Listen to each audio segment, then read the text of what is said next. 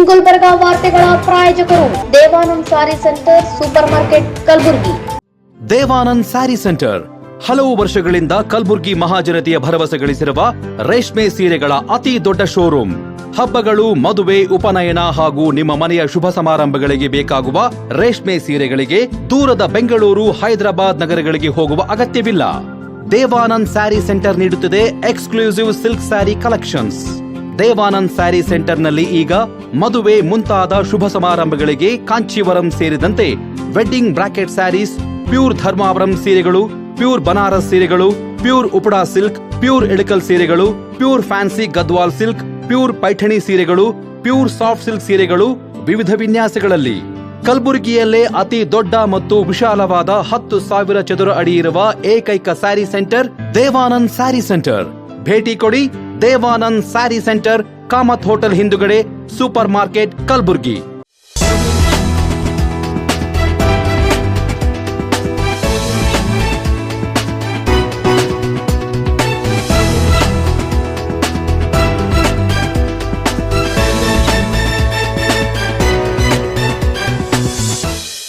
ನಮಸ್ಕಾರ, ಇನ್ ಗುಲ್ಬರ್ಗ ವಾರ್ತೆಗಳಿಗೆ ಸ್ವಾಗತ.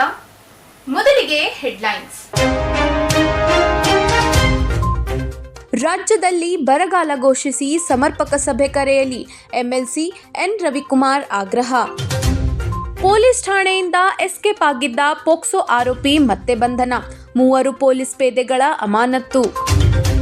ಮುಂಗಾರು 2026 ಕಲಬುರಗಿ ಜಿಲ್ಲೆಯಲ್ಲಿ ಹವಾಮಾನ ಆಧಾರಿತ ಬೆಳೆ ವಿಮೆ ಯೋಜನೆ ಜಾರಿ, ಜುಲೈ 31ರೊಳಗೆ ನೋಂದಣಿಗೆ ರೈತರಿಗೆ ಮನವಿ.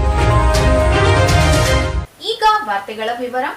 ರಾಜ್ಯದಲ್ಲಿ ಭೀಕರ ಬರಗಾಲದ ಪರಿಸ್ಥಿತಿ ನಿರ್ಮಾಣವಾಗಿದ್ದು, ಸರ್ಕಾರ ಕೂಡಲೇ ಕರ್ನಾಟಕವನ್ನು ಬರಪೀಡಿತ ರಾಜ್ಯವೆಂದು ಘೋಷಿಸಬೇಕು ಹಾಗೂ ರೈತರ ಸಮಸ್ಯೆಗಳ ಕುರಿತು ಚರ್ಚಿಸಲು ಮುಖ್ಯಮಂತ್ರಿ ಸಮರ್ಪಕ ಸಭೆ ಕರೆಯಬೇಕೆಂದು ವಿಧಾನ ಪರಿಷತ್ ಸದಸ್ಯ ಎನ್ ರವಿಕುಮಾರ್ ಆಗ್ರಹಿಸಿದರು. ಕರ್ನಾಟಕ ರಾಜ್ಯದಲ್ಲಿ ಬಹಳ ದೊಡ್ಡ ಪ್ರಮಾಣದ ಬರಗಾಲ ಆವರಿಸ್ತಾ ಇದೆ.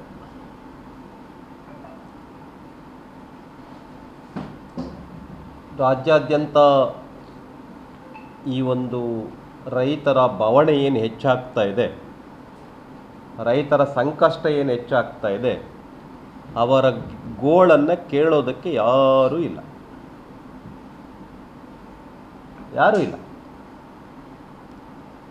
ರೈತರ ಸಮಸ್ಯೆಗಿಂತ ನಮ್ಮ ರಾಜ್ಯದಲ್ಲಿ ಅದೇನೋ ಒಂದು ರಿಜಿಸ್ಟ್ರೇಷನ್ನೇ ಬಹಳ ದೊಡ್ಡ ಸಮಸ್ಯೆ ಆಗ್ಬಿಟ್ಟಿದೆ.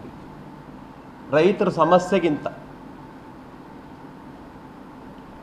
ಗೋಳು ಐಕೊಳ್ತಾ ಇದ್ದಾರೆ ರೈತರು. ಅದು ಯಾರಿಗೂ ಕೂಡ ಸರ್ಕಾರಕ್ಕೆ ದೊಡ್ಡ ಸಮಸ್ಯೆ ಆಗಿನೇ ಕಾಣಿಸ್ತಾ ಇಲ್ಲ. ರಿಜಿಸ್ಟ್ರೇಷನ್ನೇ ಭಾಳ ದೊಡ್ಡ ಸಮಸ್ಯೆ ಆಗಿಬಿಟ್ಟಿದೆ. ಇಡೀ ಸಮಾಜಕ್ಕೆ ಯಾರಿಗೋ ಸಮಸ್ಯೆ ಅನ್ನಿಸ್ತಾ ಇಲ್ಲ ಅದು ರಿಜಿಸ್ಟ್ರೇಷನ್. ಯಾರು ರಿಜಿಸ್ಟ್ರೇಷನ್ ನಿಮ್ಗೆಲ್ರಿಗೂ ಕೂಡ ಗೊತ್ತಿದೆ. ನಿಮ್ಮ ಹೋಮ್ ಮಿನಿಸ್ಟ್ರೇ ಮಾತಾಡ್ತಾ ಇದ್ದಾರೆ. ನಿಮ್ಮ ಹೋಮ್ ಮಿನಿಸ್ಟ್ರಿಗೆ ಭಾಳ ದೊಡ್ಡ ನಂಬರ್ 1 ಪ್ರಾಬ್ಲಮ್ ದೇಶದಲ್ಲಿ. ಅಂಥ ದೊಡ್ಡ ಸಮಸ್ಯೆ ಆಗಿಬಿಟ್ಟಿದೆ. ಈ ರೈತರ ಸಮಸ್ಯೆ ಅವ್ರಿಗೆ ಕಣ್ಣಿಗೆ ಕಾಣಿಸ್ತಾ ಇಲ್ಲ. ಲಾ ಆ್ಯಂಡ್ ಆರ್ಡರ್ ಅಂತಕ್ಕಂಥದ್ದು ಕುಸಿದೋಗ್ಬಿಟ್ಟಿದೆ, ಅವ್ರಿಗೆ ಕಣ್ಣಿಗೆ ಕಾಣಿಸ್ತಾ ಇಲ್ಲ. ಸುಮಾರು 140ಕ್ಕಿಂತ ಹೆಚ್ಚು ತಾಲೂಕುಗಳಲ್ಲಿ ಕುಡಿಯೋ ನೀರಿನ ಸಮಸ್ಯೆ ಕಾಡ್ತಾ ಇದೆ. ಈಗ 140ಕ್ಕಿಂತ ಹೆಚ್ಚು. ನಾನು ಪತ್ರಿಕೆಗಳಲ್ಲಿ ಬಂದಿರತಕ್ಕಂಥ ವರದಿಯನ್ನೇ ಆಧರಿಸಿ ಹೇಳ್ತಾ ಇದ್ದೀನಿ. ಸುಮಾರು 14 ಡ್ಯಾಮ್ಗಳಲ್ಲಿ ನೀರು ಖಾಲಿ ಆಗ್ತಾ ಇದೆ. 14 ಡ್ಯಾಮ್ಗಳಲ್ಲಿ ಕುಡಿಯೋ ನೀರು, ಪಶು ಪಕ್ಷಿ ಪ್ರಾಣಿಗಳಿಗೆ ಕುಡಿಯೋ ನೀರು, ಬೆಳೆಗಳು ಬಿತ್ತನೆ ಮಾಡಿಲ್ಲ, ಮೋರ್ ದೆನ್ 50%. ಇದ್ಯಾವುದು ಕೂಡ ಈ ಸರ್ಕಾರಕ್ಕೆ ಸಮಸ್ಯೆಯಾಗಿ ಕಾಣ್ತಾ ಇಲ್ಲ. ರಿಜಿಸ್ಟ್ರೇಷನ್ನೇ ಸಮಸ್ಯೆ ಆಗಿಬಿಟ್ಟಿದೆ. ಆದ್ದರಿಂದ ಈ ಸರ್ಕಾರಕ್ಕೆ ರೈತರ ಬವಣೆ ಕೇಳೋದಕ್ಕೆ ಹೋಗ್ರಿ ಅಂತ ಹೇಳಿದ್ರೆ ಮಂತ್ರಿಗಳಿಲ್ಲ. ಹಾಗಾಗಿ ನಾನು ಕೂಡಲೇ ಆಗ್ರಹಪಡಿಸ್ತೇನೆ, ಕರ್ನಾಟಕ ರಾಜ್ಯವನ್ನು ಬರಗಾಲ ರಾಜ್ಯ ಅಂತೇಳಿ ಅನೌನ್ಸ್ಮೆಂಟ್ ಮಾಡಬೇಕು. ರೈತರಿಗೆ ಪರಿಹಾರವನ್ನು ಕೊಡೋದಕ್ಕೋಸ್ಕರವಾಗಿ ಸರ್ಕಾರ ಕೂಡಲೇ ಸರ್ವಪಕ್ಷದ ಸಭೆಯನ್ನು ಕರಿಬೇಕು. ನಗರದಲ್ಲಿ ಸುದ್ದಿಗೋಷ್ಠಿಯನ್ನು ಉದ್ದೇಶಿಸಿ ಮಾತನಾಡಿದ ಅವರು, ರಾಜ್ಯದಲ್ಲಿ ರೈತರ ಸಮಸ್ಯೆ ಗಂಭೀರವಾಗಿದ್ದರೂ ಸರ್ಕಾರ ಅದಕ್ಕೆ ಅಗತ್ಯ ಗಮನ ನೀಡುತ್ತಿಲ್ಲ ಎಂದು ಆರೋಪಿಸಿದರು. ರಾಜ್ಯದ ಅಭಿವೃದ್ಧಿ ಕಾರ್ಯಗಳು ಸಂಪೂರ್ಣ ಸ್ಥಗಿತಗೊಂಡಿದ್ದು, ಕಾನೂನು ಸುವ್ಯವಸ್ಥೆಯು ಹದಗೆಟ್ಟಿದೆ ಎಂದು ಟೀಕಿಸಿದರು. ಗ್ಯಾರಂಟಿ ಯೋಜನೆಗಳನ್ನು ಸಮರ್ಪಕವಾಗಿ ಜಾರಿಗೊಳಿಸಲು ಸರ್ಕಾರದ ಬಳಿ ಹಣದ ಕೊರತೆ ಇದೆ. ಈ ಯೋಜನೆಗಳ ಪ್ರಯೋಜನ ಅರ್ಹ ಫಲಾನುಭವಿಗಳಿಗೆ ಸಮರ್ಪಕವಾಗಿ ತಲುಪುತ್ತಿಲ್ಲ ಎಂದು ಅವರು ಆರೋಪಿಸಿದರು. ಹಿಂದಿನದು ಅಹಿಂದ ಸರ್ಕಾರ ಆಗಿದ್ದರೆ ಈಗ ವಾಸ್ತು ಸರ್ಕಾರವಾಗಿದೆ ಎಂದು ವ್ಯಂಗ್ಯವಾಡಿದರು. ಇನ್ನು ಅಭಿವೃದ್ಧಿ ಅಂತಕ್ಕಂಥದ್ದು ಸಂಪೂರ್ಣ ಸ್ಥಗಿತ ಆಗಿದೆ. ಈ ಸರ್ಕಾರ ಕೇವಲ ನಾವು ಗ್ಯಾರಂಟಿ ಯೋಜನೆಗಳನ್ನು ನಡೆಸೋದಕ್ಕೆ ಇರತಕ್ಕಂಥ ಸರ್ಕಾರ ಇದು. ಗ್ಯಾರಂಟಿಯ ಈ ಯೋಜನೆ ಅದರೊಳಗೂ ಕೂಡ ಎಲ್ಲ ಕಡೆಗಳಲ್ಲಿ ವ್ಯಾಪಕ ಭ್ರಷ್ಟಾಚಾರ. ಶಕ್ತಿ ಯೋಜನೆ ಸರಿಯಾಗಿ ನಡೀತಾ ಇಲ್ಲ, ಅರ್ಧಕ್ಕರ್ಧ ಬಸ್ಗಳು ನಿಂತ್ಕೊಂಡಿದ್ದಾವೆ, ಕೆಟ್ಟು ನಿಂತ್ಕೊಂಡಿದ್ದಾವೆ. ಆಮೇಲೆ ವಿದ್ಯಾರ್ಥಿಗಳಿಗೆ ಅನ್ಎಂಪ್ಲಾಯ್ಡ್ಗೆ ಉದ್ಯೋಗ ಕೊಡ್ತೀವಿ ಅಂತಕ್ಕಂಥದ್ದು ಯಾರಿಗೂ ಉದ್ಯೋಗ ಕೊಡ್ತಿಲ್ಲ. ಎಲೆಕ್ಟ್ರಿಸಿಟಿಯನ್ನು ಇದರೊಳಗೂ ವ್ಯಾಪಕ ಭ್ರಷ್ಟಾಚಾರ. 200 ಯೂನಿಟ್ ಇರೋ ಇದು ಬರೋಂಥದ್ದು ಎಲ್ಲರಿಗೂ ಫ್ರೀ ಅಂತ ಹೇಳ್ತಾ ಇದ್ರಲ್ಲ, ಪರಿಷ್ಕರಣೆ ಮಾಡ್ತಾ ಇದ್ದಾರೆ. ಎಸ್, ಈಗ ಉದಾಹರಣೆಗೆ ಅವ್ರು ಹೇಳ್ತಾ ಇದ್ದಾರೆ, ಯಾರು ಗೌರ್ಮೆಂಟ್ ಎಂಪ್ಲಾಯ್ ಇದ್ದೀರಿ ಅವರು ನೀವು ಎಲೆಕ್ಟ್ರಿಸಿಟಿ ಬಿಲ್ ಕಟ್ಟಿ. ಆಮೇಲೆ give it up, income tax give it up ಹೆಂಗೆ ಕೇಂದ್ರ ಸರ್ಕಾರ ಮಾಡಿತ್ತು ಅದೇ ಥರ ನೀವು ಕರೆಂಟ್ ಫೀಸನ್ನು ತುಂಬಿ. ಯಾರು ಸಮರ್ಥರಿದ್ದೀರಿ ಅವ್ರು ತಗೋಬೇಡಿ. ಗೃಹಲಕ್ಷ್ಮಿಯಲ್ಲೂ ಕೂಡ ಇದೆ, ಯಾರು ಸಮರ್ಥರಿದ್ದೀರಿ ಅವ್ರು ತೆಗೆದುಕೋಬೇಡಿ, ಗೌರ್ಮೆಂಟ್ ಎಂಪ್ಲಾಯೀಸ್ ತಗೋಬೇಡಿ. ಪ್ರತಿ ಮನೆಯಲ್ಲಿ ಒಬ್ಬರಿಗೆ ಕೊಡ್ತೀವಿ ಅಂತ ಹೇಳಿದ್ದು ನೀವೇ. ಕಾಕಾ ಪಾಟೀಲ್ ನಿಮಗೂ ಫ್ರೀ ಹೇಳಿದ್ದು ನೀವೇ. ಸಿದ್ದರಾಮಯ್ಯ ನಿಮಗೂ ಫ್ರೀ, DK ಶಿವಕುಮಾರ್ ನಿಮಗೂ ಫ್ರೀ ಹೇಳಿದ್ದು ನೀವೇ ಪ್ರತಿ ಮನೆಗೆ. ಈಗ ಪರಿಷ್ಕರಣೆ ಮಾಡ್ತಾ ಇದ್ದೀವಿ. ಖಜಾನೆ ಖಾಲಿ ಆಗಿದೆ ಅಂತ ಹೇಳಿ ಯಾಕೆ ಹಿಂಗೆ ಮಾಡ್ತಾ ಇದ್ದೀರಿ? ಖಜಾನೆ ಖಾಲಿ ಆಗಿದೆ. ಹಾಗಾಗಿ ಈ ಸರ್ಕಾರ ಭ್ರಷ್ಟಾಚಾರದ 2ನೇ ಅಧ್ಯಾಯದ ಮುಂದುವರಿದ ಭಾಗದ ಸರ್ಕಾರ ಇದು. ಈ ಹಿಂದೆ ಅಹಿಂದ ಸರ್ಕಾರ ಇತ್ತು, ಈಗ ವಾಸ್ತು ಸರ್ಕಾರ ಇದೆ. ವಾಸ್ತು ಏನೇ ಮಾಡಿದರೂ ಕೂಡ ಈ ಉದಾಹರಣೆ ಚೇರ್ ಎಲ್ಲಿ ಕೂತ್ಕೋಬೇಕು, ವಾಸ್ತು ಉತ್ತರ ದಿಕ್ಕಿಗೆ ಚೇರ್ ಹಾಕ್ಕೊಂಡು ಕೂತ್ಕೋಬೇಕು. ಎಲ್ಲ ಗುಲ್ಬರ್ಗಕ್ಕೆ ಬಂದರೆ ಚೇರ್ ಎಲ್ಲ ಹಾಕಬೇಕು. ಇದು ವಾಸ್ತು ಸರ್ಕಾರ. ತಪ್ಪಂತ ನಾನು ಹೇಳ್ತಾ ಇಲ್ಲ. ಇದು ಮುಂಚೆ ಅಹಿಂದ ಸರ್ಕಾರ ಇತ್ತು, ಈಗ ವಾಸ್ತು ಸರ್ಕಾರ ಇದೆ. ನಾನು ತಪ್ಪು ಅಂತ ಹೇಳ್ತಾ ಇಲ್ಲ. ಆದರೆ ನಿಮ್ಮ ವಾಸ್ತುನೇ ಈ ಎಲ್ಲ ಸಮಸ್ಯೆಗಳಿಗೆ ಪರಿಹಾರ ಕಂಡುಹಿಡಿಯುತ್ತಾ?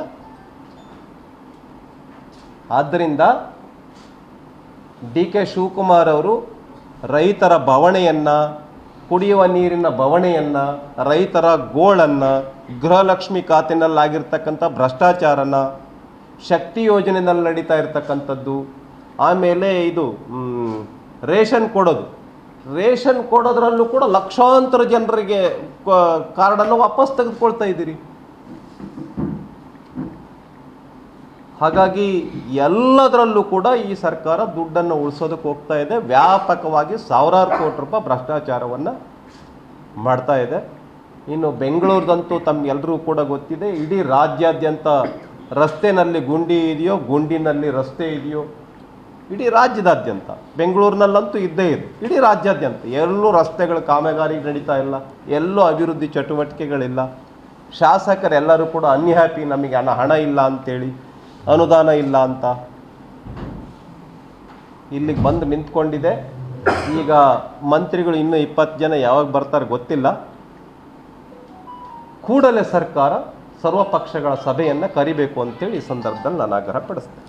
ರಾಜ್ಯದಲ್ಲಿ ಭ್ರಷ್ಟಾಚಾರ ಹೆಚ್ಚಾಗಿದ್ದು, ವಿಶೇಷವಾಗಿ ಗೃಹಲಕ್ಷ್ಮಿ ಯೋಜನೆಯಲ್ಲಿ ಅಕ್ರಮ ನಡೆದಿದೆ ಎಂಬ ಆರೋಪ ಮಾಡಿದರು. ಈ ಕುರಿತು ಸಿಬಿಐ ತನಿಖೆ ನಡೆಸಬೇಕು ಎಂದು ಅವರು ಒತ್ತಾಯಿಸಿದರು. ಕರ್ನಾಟಕ ರಾಜ್ಯದಲ್ಲಿ ಭ್ರಷ್ಟಾಚಾರ ಅಂತಕ್ಕಂಥದ್ದು ಮೇರೆ ಮೀರ್ತಾ ಇದೆ. ಉದಾಹರಣೆ ಗೃಹಲಕ್ಷ್ಮಿ ಗೃಹಲಕ್ಷ್ಮಿನಲ್ಲಿ 5,000 ಕೋಟಿ ರೂಪಾಯಿ ಎಲ್ಲೋಯ್ತು ಅನ್ನುವಂಥದ್ದು ಇನ್ನೂ ಸರ್ಕಾರ ಉತ್ತರ ಕೊಟ್ಟಿಲ್ಲ. ಒಂದೇ ಅಕೌಂಟ್ ನಂಬರ್ಗೆ ಹೋಗ್ತಾ ಇದೆ 19,000 ಜನರದು ಗೃಹಲಕ್ಷ್ಮಿ ಹಣ ಒಂದೇ ಅಕೌಂಟ್ ನಂಬರ್ಗೆ. ಯಾರ್ದದು ನಂಬರ್, ಅಕೌಂಟ್ ನಂಬರು ಯಾರ ಅಕೌಂಟ್ಗೆ ಹೋಗ್ತಾ ಇದೆ 19,000 ಜನರದ ಹಣ? ಸುಮಾರು 10 ಲಕ್ಷಕ್ಕಿಂತ ಹೆಚ್ಚು ಬ್ಯಾಂಕ್ ಅಕೌಂಟ್ಗಳು ಚೇಂಜ್ ಆಗ್ತಾ ಇದೆ, ಚೇಂಜ್ ಆಗಿದೆ. ಯಾಕೆ ಚೇಂಜ್ ಆಯಿತು? 10 ಲಕ್ಷ ಅಕೌಂಟ್ ನಂಬರ್ಗಳು. ಇದ್ರ ಹಿಂದಿರ್ತಕ್ಕಂಥ ಕುತಂತ್ರ ಏನು, ಷಡ್ಯಂತ್ರ ಏನು, ಭ್ರಷ್ಟಾಚಾರ ಏನು? ಗೃಹಲಕ್ಷ್ಮಿ ಇಲಾಖೆಯಲ್ಲಿ ಸಾವಿರಾರು ಕೋಟಿ ರೂಪಾಯಿ ಭಾರಿ ಭ್ರಷ್ಟಾಚಾರ ಆಗಿದೆ ಕರ್ನಾಟಕ ರಾಜ್ಯದಲ್ಲಿ. ಇದರ ಬಗ್ಗೆ ನಾವು ಸೆಷನ್ನಲ್ಲಿ ಬಹಳ ದೊಡ್ಡ ಆಂದೋಲನವನ್ನು ಮಾಡೋರಿದ್ದೀವಿ, ತೆಗೆದುಕೊಳ್ಳೋರಿದ್ದೇವೆ ಈ ವಿಷಯವನ್ನು.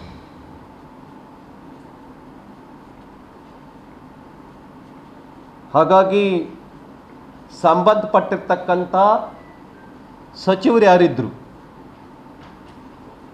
ಮಹಿಳಾ ಮತ್ತು ಮಕ್ಕಳ ಕಲ್ಯಾಣ, ಅದರ ಬಗ್ಗೆ CBI ತನಿಖೆ ಆಗಬೇಕು. ಇದರ ಬಗ್ಗೆ ಈ ಒಂದು 5,000 ಕೋಟಿ ರೂಪಾಯಿ ಗೋಲ್ಮಾಲ್ ಬಗ್ಗೆ ಮತ್ತು ಈಗ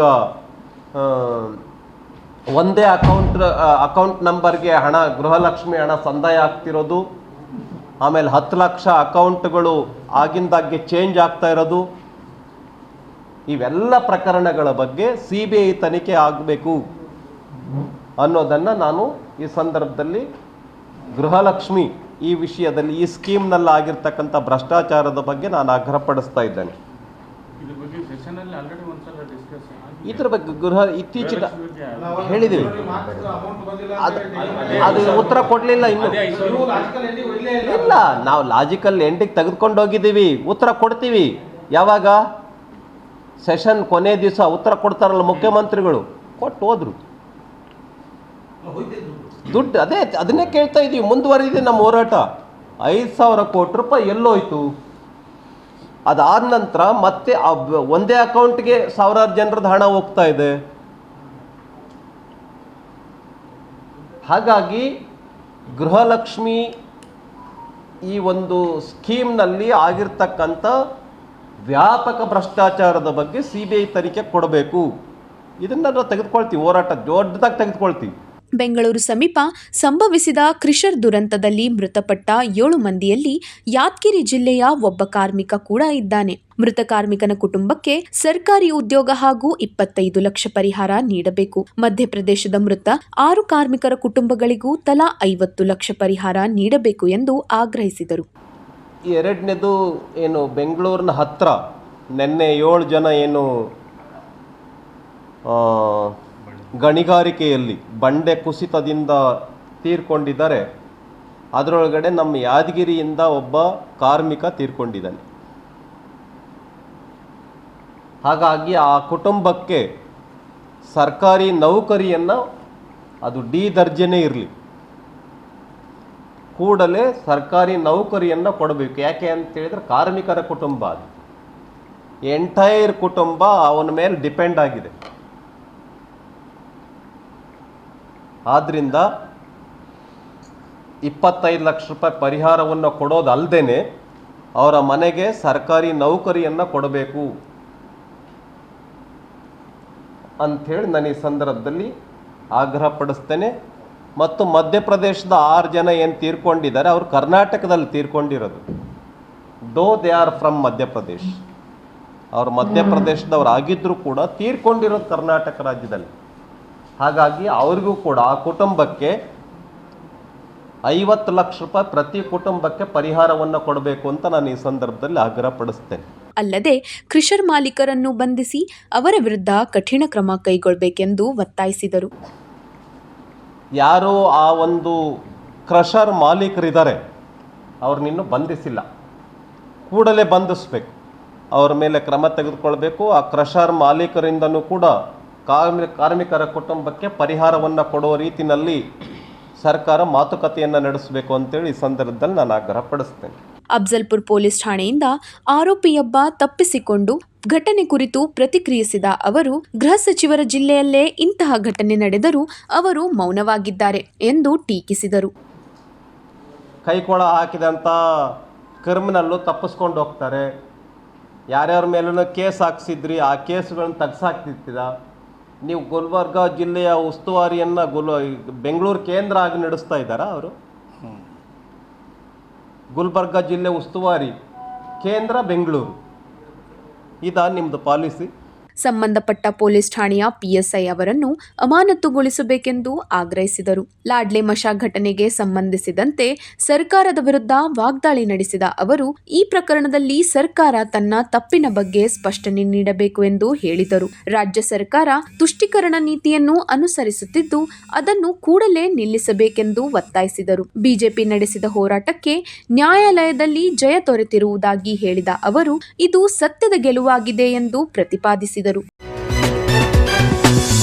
ಅಫ್ಜಲ್ಪುರ್ ಪೊಲೀಸ್ ಠಾಣೆಯಿಂದ ಪರಾರಿಯಾಗಿದ್ದ ಪೋಕ್ಸೋ ಪ್ರಕರಣದ ಆರೋಪಿ ಮಂಜುನಾಥನನ್ನು ಪೊಲೀಸರು ಮತ್ತೆ ಬಂಧಿಸಿದ್ದಾರೆ. ಮಹಾರಾಷ್ಟ್ರಕ್ಕೆ ಪರಾರಿಯಾಗಲು ಯತ್ನಿಸುತ್ತಿದ್ದ ವೇಳೆ ತೆಲ್ಲೂರು ಸಮೀಪ ವಿಶೇಷ ಪೊಲೀಸ್ ತಂಡ ಆರೋಪಿಯನ್ನು ವಶಕ್ಕೆ ಪಡೆದಿದೆ ಎಂದು ಜಿಲ್ಲಾ ಪೊಲೀಸ್ ವರಿಷ್ಠಾಧಿಕಾರಿ ಅಡ್ಡೂರ್ ಶ್ರೀನಿವಾಸಲು ತಿಳಿಸಿದ್ದಾರೆ. 16 ವರ್ಷದ ಅಪ್ರಾಪ್ತ ಬಾಲಕಿಯ ಅಪಹರಣ ಹಾಗೂ ಪೋಕ್ಸೋ ಪ್ರಕರಣದಲ್ಲಿ ಬಂಧಿತನಾಗಿದ್ದ ಮಂಜುನಾಥನನ್ನು ಮಹಾರಾಷ್ಟ್ರದ ಪುಣೆಯಲ್ಲಿ ಬಂಧಿಸಿ ಅಫ್ಜಲ್ಪುರ್ ಠಾಣೆಗೆ ಕರೆತರಲಾಗಿತ್ತು.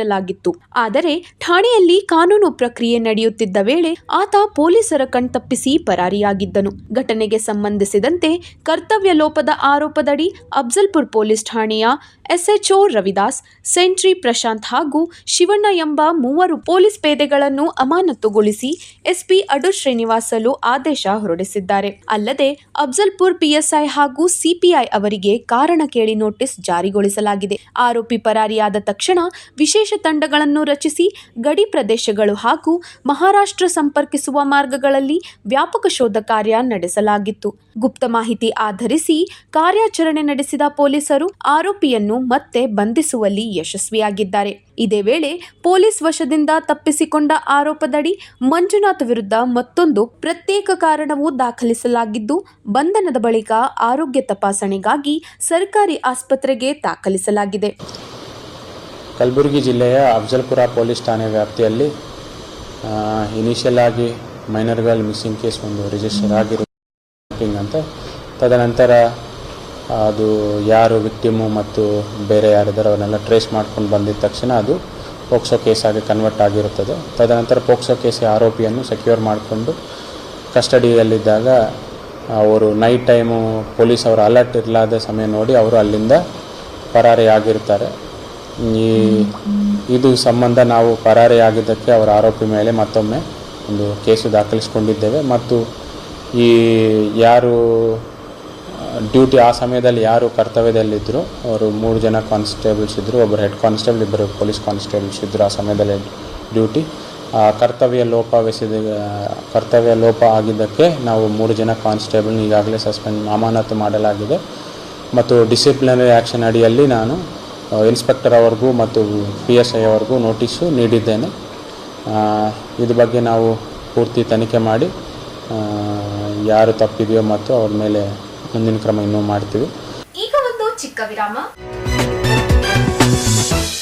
ದೇವಾನಂದ್ ಸ್ಯಾರಿ ಸೆಂಟರ್ ಹಲವು ವರ್ಷಗಳಿಂದ ಕಲಬುರ್ಗಿ ಮಹಾಜನತೆಯ ಭರವಸೆ ಗಳಿಸಿರುವ ರೇಷ್ಮೆ ಸೀರೆಗಳ ಅತಿ ದೊಡ್ಡ ಶೋರೂಮ್. ಹಬ್ಬಗಳು, ಮದುವೆ, ಉಪನಯನ ಹಾಗೂ ನಿಮ್ಮ ಮನೆಯ ಶುಭ ಸಮಾರಂಭಗಳಿಗೆ ಬೇಕಾಗುವ ರೇಷ್ಮೆ ಸೀರೆಗಳಿಗೆ ದೂರದ ಬೆಂಗಳೂರು, ಹೈದರಾಬಾದ್ ನಗರಗಳಿಗೆ ಹೋಗುವ ಅಗತ್ಯವಿಲ್ಲ. ದೇವಾನಂದ್ ಸ್ಯಾರಿ ಸೆಂಟರ್ ನೀಡುತ್ತಿದೆ exclusive silk sari collections. Devanand sari ಸೆಂಟರ್ನಲ್ಲಿ ಈಗ ಮದುವೆ ಮುಂತಾದ ಶುಭ ಸಮಾರಂಭಗಳಿಗೆ ಕಾಂಚೀವರಂ ಸೇರಿದಂತೆ wedding brocade saris, pure Dharmavaram ಸೀರೆಗಳು, ಪ್ಯೂರ್ ಬನಾರಸ್ ಸೀರೆಗಳು, pure Uppada silk, pure Ilkal ಸೀರೆಗಳು, pure fancy Gadwal silk, pure Paithani ಸೀರೆಗಳು, ಪ್ಯೂರ್ ಸಾಫ್ಟ್ ಸಿಲ್ಕ್ ಸೀರೆಗಳು ವಿವಿಧ ವಿನ್ಯಾಸಗಳಲ್ಲಿ. ಕಲಬುರಗಿಯಲ್ಲೇ ಅತಿ ದೊಡ್ಡ ಮತ್ತು ವಿಶಾಲವಾದ 10,000 ಚದುರ ಅಡಿ ಇರುವ ಏಕೈಕ ಸ್ಯಾರಿ ಸೆಂಟರ್ ದೇವಾನಂದ್ ಸ್ಯಾರಿ ಸೆಂಟರ್. ಭೇಟಿ ಕೊಡಿ. ದೇವಾನಂದ್ ಸ್ಯಾರಿ ಸೆಂಟರ್, ಕಾಮತ್ ಹೋಟೆಲ್ ಹಿಂದುಗಡೆ, ಸೂಪರ್ ಮಾರ್ಕೆಟ್, ಕಲಬುರಗಿ. ವಿರಾಮದ ನಂತರ ವಾರ್ತೆಗಳಿಗೆ ಮತ್ತೊಮ್ಮೆ ಸ್ವಾಗತ.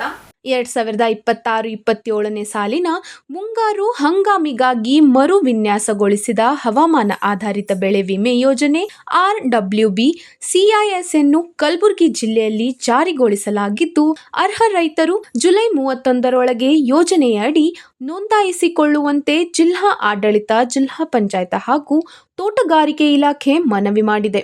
ಕರ್ನಾಟಕ ಸರ್ಕಾರದ ಆದೇಶ ಸಂಖ್ಯೆ 336 HGM ಅನ್ವಯ ಈ ಯೋಜನೆ ಅನುಷ್ಠಾನಗೊಳಿಸಲಾಗಿದ್ದು, ಹವಾಮಾನ ಅಂಶಗಳಾದ ಮಳೆಯ ಪ್ರಮಾಣ, ತಾಪಮಾನ, ಆರ್ದ್ರತೆ ಸೇರಿದಂತೆ ಸ್ಥಳೀಯ ಟೆಲಿಮೆಟ್ರಿಕ್ ಮಳೆ ಮಾಪನ ಕೇಂದ್ರಗಳಲ್ಲಿ ದಾಖಲಾಗುವ ಮಾಹಿತಿಯ ಆಧಾರದ ಮೇಲೆ ಬೆಳೆ ನಷ್ಟವನ್ನು ನಿರ್ಧರಿಸಿ ವಿಮಾ ಪರಿಹಾರ ನೀಡಲಾಗುತ್ತದೆ. ಜಿಲ್ಲೆಯ ಎಲ್ಲ ತಾಲೂಕುಗಳಲ್ಲಿ ಬೆಳೆಯುವ ಹಸಿರು ಮೆಣಸಿನಕಾಯಿ ಹಾಗೂ ಪಪಾಯ ಬೆಳೆಗಳನ್ನು ಯೋಜನೆಯ ವ್ಯಾಪ್ತಿಗೆ ಒಳಪಡಿಸಲಾಗಿದೆ. ಅಲ್ಲದೆ ದ್ರಾಕ್ಷಿ ಬೆಳೆಯನ್ನು ಅಫ್ಜಲ್ಪುರ್, ಆಳಂದ್, ಚಿಂಚೋಳಿ, ಚಿತ್ತಾಪುರ್, ಕಲಬುರ್ಗಿ, ಜೇವರ್ಗಿ ಹಾಗೂ ಎಡ್ರಾಮಿ ತಾಲೂಕಿನ ಅಧಿಸೂಚಿತ ಗ್ರಾಮ ಪಂಚಾಯಿತಿ ವ್ಯಾಪ್ತಿಯಲ್ಲಿ ಯೋಜನೆಗೆ ಸೇರಿಸಲಾಗಿದೆ.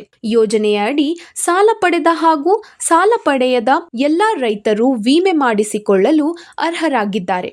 ಸಾಲ ಪಡೆಯದ ರೈತರು ಪಹಣಿ, ಆಧಾರ್ ಕಾರ್ಡ್, ಬ್ಯಾಂಕ್ ಪಾಸ್ಬುಕ್ ಹಾಗೂ ಸ್ವಯಂ ಘೋಷಿತ ಬೆಳೆ ಪ್ರಮಾಣ ಪತ್ರದೊಂದಿಗೆ ಸಮೀಪದ ಬ್ಯಾಂಕ್ ಅಥವಾ ಸಾಮಾನ್ಯ ಸೇವಾ ಕೇಂದ್ರ CSCಗಳಿಗೆ ಭೇಟಿ ನೀಡಿ ವಿಮೆ ನೋಂದಣಿ ಮಾಡಿಸಬಹುದು. ಕಲಬುರಗಿ ಜಿಲ್ಲೆಯಲ್ಲಿ ಈ ಯೋಜನೆಯನ್ನು ಅನುಷ್ಠಾನಗೊಳಿಸಲು ಅಗ್ರಿಕಲ್ಚರಲ್ ಇನ್ಶೂರೆನ್ಸ್ ಕಂಪನಿ AIC ಅನ್ನು ವಿಮಾ ಸಂಸ್ಥೆಯಾಗಿ ನೇಮಕ ಮಾಡಲಾಗಿದೆ. ಯೋಜನೆಯ ಅಡಿ ಹಸಿರು ಮೆಣಸಿನಕಾಯಿ ಬೆಳೆಗೆ ಪ್ರತಿ ಹೆಕ್ಟರ್ಗೆ 71,000 ವಿಮಾ ಮೊತ್ತ ನಿಗದಿಪಡಿಸಲಾಗಿದ್ದು, ರೈತರು 5% 3,550 ವಿಮಾ ಕಂತು ಪಾವತಿಸಬೇಕು. ಪಪಾಯ ಬೆಳೆಗೆ ಪ್ರತಿ ಹೆಕ್ಟರ್ಗೆ 1,34,000 ವಿಮಾ ಮೊತ್ತ ನಿಗದಿಯಾಗಿದ್ದು, ಅದರಂತೆ ವಿಮಾ ಕಂತು ಪಾವತಿಸಬೇಕಾಗುತ್ತದೆ. ದ್ರಾಕ್ಷಿ ಬೆಳೆಗೆ ಅಧಿಸೂಚಿತ ಪ್ರದೇಶಗಳಿಗೆ ಅನುಗುಣವಾಗಿ ವಿಮಾ ಸೌಲಭ್ಯ ಲಭ್ಯವಿದೆ. ಯೋಜನೆಗೆ ನೋಂದಾಯಿಸಿಕೊಳ್ಳುವ ಕೊನೆಯ ದಿನಾಂಕ ಜುಲೈ 31, 2026 ಆಗಿದ್ದು, ಹೆಚ್ಚಿನ ಮಾಹಿತಿಗಾಗಿ ತಮ್ಮ ತಾಲೂಕಿನ ಹಿರಿಯ ಸಹಾಯಕ ತೋಟಗಾರಿಕೆ ನಿರ್ದೇಶಕರು, ರೈತ ಸಂಪರ್ಕ ಕೇಂದ್ರದ ಸಹಾಯಕ ತೋಟಗಾರಿಕೆ ಅಧಿಕಾರಿಗಳು ಅಥವಾ ಸಮೀಪದ ಬ್ಯಾಂಕ್ ಅಧಿಕಾರಿಗಳನ್ನು ಸಂಪರ್ಕಿಸುವಂತೆ ತೋಟಗಾರಿಕೆ ಇಲಾಖೆ ಪ್ರಕಟಣೆಯಲ್ಲಿ ತಿಳಿಸಿದೆ. ಇಲ್ಲಿಗೆ ವಾರ್ತಾ ಪ್ರಸಾರ ಮುಕ್ತಾಯ. ಮುಂದಿನ ಸಂಚಿಕೆಯಲ್ಲಿ ಭೇಟಿಯಾಗೋಣ. ನಮಸ್ಕಾರ.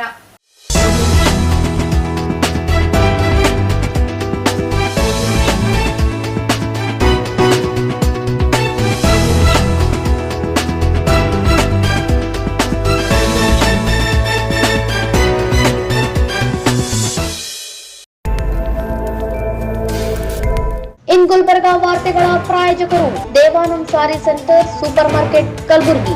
ದೇವಾನಂದ್ ಸ್ಯಾರಿ ಸೆಂಟರ್ ಹಲವು ವರ್ಷಗಳಿಂದ ಕಲಬುರ್ಗಿ ಮಹಾಜನತೆಯ ಭರವಸೆ ಗಳಿಸಿರುವ ರೇಷ್ಮೆ ಸೀರೆಗಳ ಅತಿ ದೊಡ್ಡ ಶೋರೂಮ್. ಹಬ್ಬಗಳು, ಮದುವೆ, ಉಪನಯನ ಹಾಗೂ ನಿಮ್ಮ ಮನೆಯ ಶುಭ ಸಮಾರಂಭಗಳಿಗೆ ಬೇಕಾಗುವ ರೇಷ್ಮೆ ಸೀರೆಗಳಿಗೆ ದೂರದ ಬೆಂಗಳೂರು, ಹೈದರಾಬಾದ್ ನಗರಗಳಿಗೆ ಹೋಗುವ ಅಗತ್ಯವಿಲ್ಲ. ದೇವಾನಂದ್ ಸ್ಯಾರಿ ಸೆಂಟರ್ ನೀಡುತ್ತಿದೆ exclusive silk sari collections. Devanand sari ಸೆಂಟರ್ನಲ್ಲಿ ಈಗ ಮದುವೆ ಮುಂತಾದ ಶುಭ ಸಮಾರಂಭಗಳಿಗೆ ಕಾಂಚೀವರಂ ಸೇರಿದಂತೆ wedding brocade saris, pure Dharmavaram ಸೀರೆಗಳು, ಪ್ಯೂರ್ ಬನಾರಸ್ ಸೀರೆಗಳು, pure Uppada silk, pure Ilkal ಸೀರೆಗಳು, pure fancy Gadwal silk, pure Paithani ಸೀರೆಗಳು, ಪ್ಯೂರ್ ಸಾಫ್ಟ್ ಸಿಲ್ಕ್ ಸೀರೆಗಳು ವಿವಿಧ ವಿನ್ಯಾಸಗಳಲ್ಲಿ.